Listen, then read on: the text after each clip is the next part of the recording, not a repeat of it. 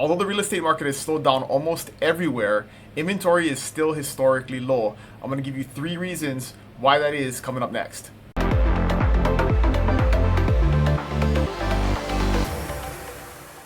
Hey, what's going on, friends? As I said in the intro, the real estate market has slowed down pretty much everywhere in terms of number of homes that are selling. But if you look across the country, in almost every case, and definitely here in Hawaii, inventory is still extremely low. And so I'm going to give you 3 reasons why that is, show you some data to kind of explain why the background is and why is inventory continuing to be very, very low, even though the amount of activity in the market has fallen dramatically. So this is just a quick summary that kind of shows you what inventory counts usually are over time going back to 2017. So these are the seasonal ups and downs in the number of homes that are on the market. But if you look at this trend line is definitely falling and falling and falling. And although it's following the seasonal ups and downs, we are still in very low inventory territory, under 1 million active listings across the US. And so if you just look back a couple of years, we are significantly lower than the 1.6 to 1.4 million number in terms of active listings in the market. So why is that, even though market activity has slowed pretty significantly? So the first reason is that we kind of forget sometimes that not everybody who buys a house is a first-time home buyer, right? A lot of people who buy a house for the first time are sellers first. They're selling the home that they are in to then upgrade, downgrade, move, whatever it is. And because of the low interest or the high interest rates now, and if you got a low interest rate in the last couple of years, you have a disincentive to sell your house and then buy. So that is keeping people in their homes and creating a lower inventory environment because people aren't putting their homes on the market to sell. This is a number of first-time home buyers across the country. So normally first-time home buyers are, between 40 and 50%, 45% is kind of the average. So that tells you 55% of people were not a first-time home buyer. They could have been a seller first before they buy. And so those people are disincentivized from selling in the first place. And so that's keeping those homes off the market and continuing to constrain inventory.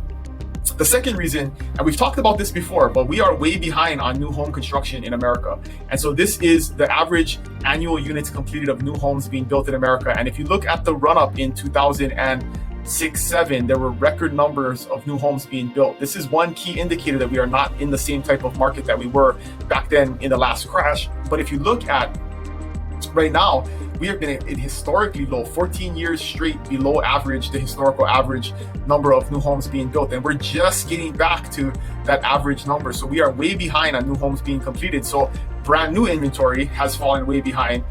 Obviously, population is continuing to grow and people are continuing to want to buy homes. And so this is further constrained inventory because we haven't been creating that new inventory for all the new population, new homeowners that are coming on the market to buy. And so that has further contributed to the low inventory that we're seeing across the country.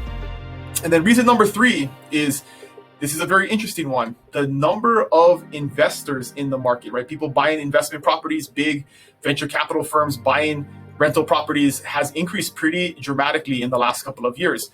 A lot of that could be due to the chaos in the rest of the financial markets, in the banks, in the stock market. Definitely the low interest rates and the high appreciation in the real estate market was something that would draw investors in. But normally, investors make up about 15% of the number of homes that sell any given year, but we are in the 24-25% range. This shows you state by state, depending on the color, what the percentage of investors are. So if you look at states like the darker states, Nevada, California, Arizona, Texas, that means they're getting a higher, closer to 30%, the number of investors who are buying properties in those states. So that is also taking away from the inventory and making less inventory available to normal folks who are just buying homes for the first time or who are upgrading, downgrading, all of those different types of things. So a lot more, 10% increase in the number of investors that are in the market, which is also taking inventory off the table and continues to keep inventory low. So if we look back all the way to 1984, it's how far back the data goes. If you look at this is the number of active homes on the market in the US back to 1984, you can see the spike here in 2006, 2007, 2008, where there's a big increase in the number of homes that were available. And this is a major reason why there is no crash coming. I've said it before and I'll say it again. There is no real estate crash coming because there is no increase in supply. This is all those new homes that we showed in the previous graph.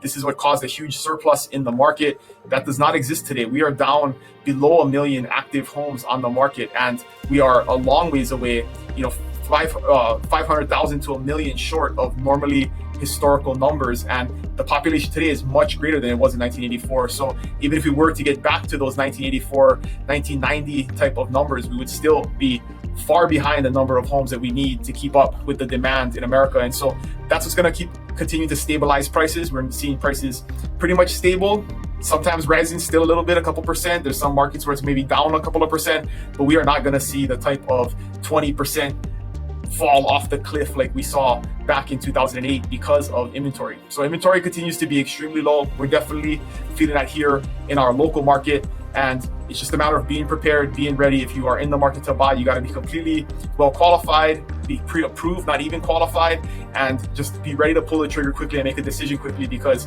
we're still seeing that homes that are well priced when they come on the market, they're getting multiple offers, tons of interest, and although it feels like the market is slowing down because of inventory, it's still hot in a lot of sectors. So if you have any questions, you can always put them in the comments below or email me at dylan@buyabigisland.com. You can always book a meeting if you want to talk about your specific situation in the Calendly link below, and we'll get back to you.